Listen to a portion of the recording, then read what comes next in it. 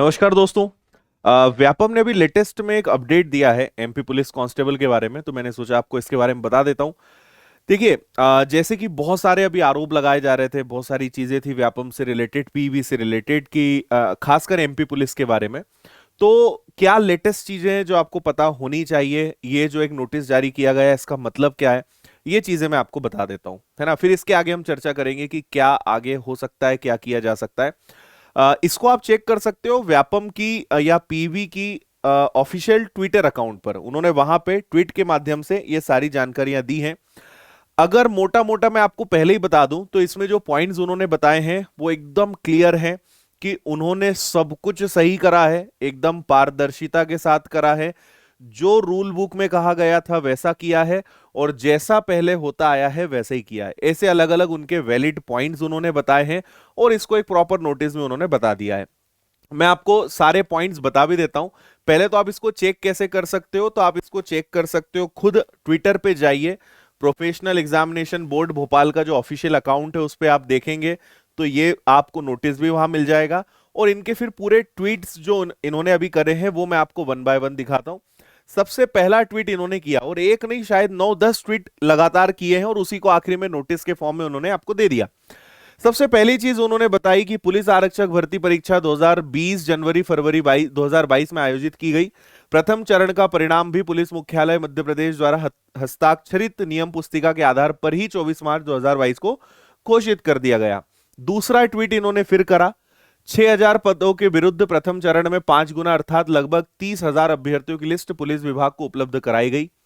फिर इन्होंने अगला ट्वीट किया, प्रथम चरण के रिजल्ट के आधार पर सूची उपलब्ध कराते समय यह ध्यान रखा जाता है कि रैंडम लिस्ट हो, जिससे वास्तव में यह पता नहीं लगाया जा सके कि मेरिट में कौन अभ्यर्थी ऊपर है कौन नीचे। मतलब जानबूझकर रिजल्ट ऐसा दिया जाता रहा है और ऐसा दिया गया है ताकि अभी से मेरिट पता ना चले कि कौन किस पोजीशन पे है। ये इनका स्टेटमेंट है ना। इसके बाद आगे बढ़ते हैं। फिर इन्होंने क्या कहा, इसके बाद इन्होंने कहा कि प्रथम चरण के रिजल्ट में कट ऑफ कभी नहीं बताया जाता है। यह प्रक्रिया 2016-17 के पुलिस आरक्षक भर्ती परीक्षा में भी अपनाई गई थी। प्रथम चरण में कट ऑफ या मेरिट लिस्ट के अंक बता देने से फिजिकल टेस्ट की भी शुचिता प्रभावित होने की संभावना रहती है। मतलब 2016-17 में ऐसा ही हुआ है, अभी भी ऐसा ही होगा, इनका यह कहना है ना।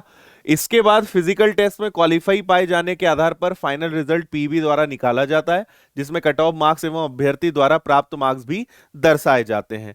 मतलब जो अभी विद्यार्थियों की सबसे ज्यादा डिमांड है, जो डाउट पीवी के ऊपर किया जा रहा है कि आप मार्क्स बता दो तो हम मान जाएंगे कि हाँ हमारे अंदर कमी रही होगी तो सिलेक्शन नहीं हुआ, या अच्छे मार्क्स आए हैं लेकिन उसके बावजूद भी नहीं हुआ है, तो कारण पता चल जाए। तो मैं जहां तक इस नोटिस से अभी समझ पा रहा हूं, इससे ये बात बड़ी साफ है कि ये जो लड़ाई है वो इतनी आसान नहीं होने वाली है, क्योंकि पीवी ने इस नोटिस से एक चीज साफ कर दी कि हम तो नियम कायदे से चल रहे हैं और कहीं कुछ गड़बड़ नहीं हुआ है, कहीं कुछ नहीं हुआ है, सब सही हुआ है। ठीक है।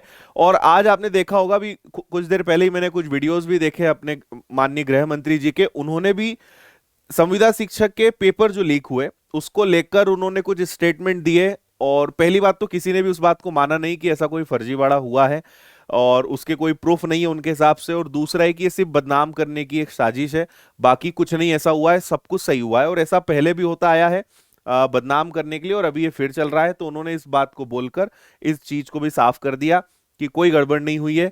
और पीवी को उन्होंने इंस्ट्रक्शन दिए होंगे, तो पीवी ने एकदम सारी चीजें अपनी साफ सुथरी तरीके से बता दी कि जो हुआ है सब नियम कायदे से हुआ है, और जो होते आया है हमने वही किया है, तो कुछ भी अलग या नया हमने नहीं किया। एक और पॉइंट आप पढ़िए, आपको समझ में आएगी इनकी बात। आवेदक स्वयं ऑनलाइन परीक्षा परिणाम देख सकते हैं। किसी भी प्रकार की कोई शंका है तो वे समुचित साक्ष्यों के साथ अपना आवेदन बोर्ड कार्यालय में प्रस्तुत करें, जिससे शंका का समाधान किया जा सके, है ना। और एक और चीज जो कि बहुत ज्यादा बच्चों ने तो मुझे नहीं बताया है, अगर आप में से कोई ऐसा है जो पहले क्वालिफाई बाद में डिसक्वालीफाई हुआ है तो आपको आगे आना पड़ेगा, क्योंकि ये पॉइंट आपके लिए है।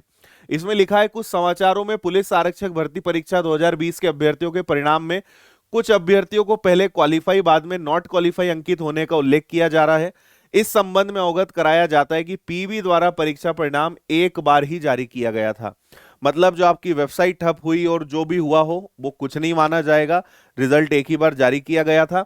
तो ये सारे पॉइंट्स इन्होंने एक इस प्रकार से ट्वीट के माध्यम से और फिर एक नोटिस जारी कर दिया। इसमें सारे जो पॉइंट्स यहां बोले हैं वो सब यहां पे लिखे हुए हैं। और कुल मिलाकर एक ये पॉइंट आपको आखिरी ओर पढ़ लेना चाहिए। फाइनल रिजल्ट वर्गवार एवं आरक्षण नियमों के आधार पर होता है, अतः पीबी द्वारा कराई गई पुलिस आरक्षक भर्ती परीक्षा एवं प्रथम चरण के जारी रिजल्ट में कोई शंका करने की आवश्यकता नहीं है। पीबी आश्वस्त करता है कि परीक्षा नियम पुस्तिका के अनुसार पूर्ण सुचिता पूर्वक संपन्न कराई गई है और परिणाम भी पूर्णतः फेयर एवं पारदर्शी होगा। ठीक है जी। तो आप इस बात से एक चीज समझ पा रहे होंगे कि जो डाउट, जो सारी चीजें, जो आरोप प्रत्यारोप लगाए जा रहे थे, इस एक नोटिस ने इस चीज को और मतलब अब इसको क्या समझा जाए ये तो आप मुझे कमेंट करके बताना। लेकिन यहां पर मेन चीज अब क्या हो गई है कि जो भी अभी तक हुआ है वो सब सही हुआ है। मतलब इनका कहना है कि कोई गड़बड़ नहीं हुई है, जैसा होता आया है सब कुछ नियम के हिसाब से हुआ है और पारदर्शिता के साथ हुआ है। तो ये अब एक चिंतन करने वाली बात है, थोड़ा इस पे और सोचना पड़ेगा। जल्दबाजी में हम कुछ अभी टिप्पणी नहीं कर सकते हैं, है ना। लेकिन एक बात तय है कि अगर वास्तव में गड़बड़ हुआ है और यहां अगर नहीं माना जा रहा है तो फिर लड़ाई बहुत ही ज्यादा टफ हो जाएगी, क्योंकि यहां सारी बातें नियम कायदे के हिसाब से चल रही कि जो रूल बुक में लिखा है हमने वही करा है और उसमें कुछ भी चेंज नहीं हुआ है। रिजल्ट, फाइनल मेरिट रिजल्ट जो है आपका वो फिजिकल के बाद ही आएगा, पहले भी कभी नहीं आया है तो अभी भी नहीं आएगा। तो जो हमारी एक डिमांड थी क्लैरिटी को लेकर, पारदर्शिता को लेकर, वो सब खारिज हो चुकी है। ठीक है। तो इसके बारे में आपकी क्या राय है? अभी मैं बहुत ज्यादा कुछ इसके बारे में अब अभी बोलने की स्थिति में नहीं हूं, है ना। आप क्या सोचते हो इसके बारे में ये आप मुझे कमेंट करके बताइएगा। और क्या किया जाना चाहिए आगे ये भी आप कमेंट करके मुझे बताइएगा। इसको थोड़ा और स्टडी करते हैं, थोड़ा समझते हैं क्या कहना ये और चाह रहे हैं, फिर इसके बाद हम एक बार चर्चा करते हैं। तब तक मैं आपके कमेंट्स का इंतजार करूंगा। तो फिलहाल मैं बहुत ज्यादा लंबा चौड़ा भाषण देने के मूड में नहीं आया हूं, बस ये अपडेट आपको कराना था, इसलिए मैंने ये वीडियो बना दिया है। जल्द ही हम मिलते हैं और इस पे चर्चा करते हैं। आपके कमेंट्स का मुझे इंतजार रहेगा।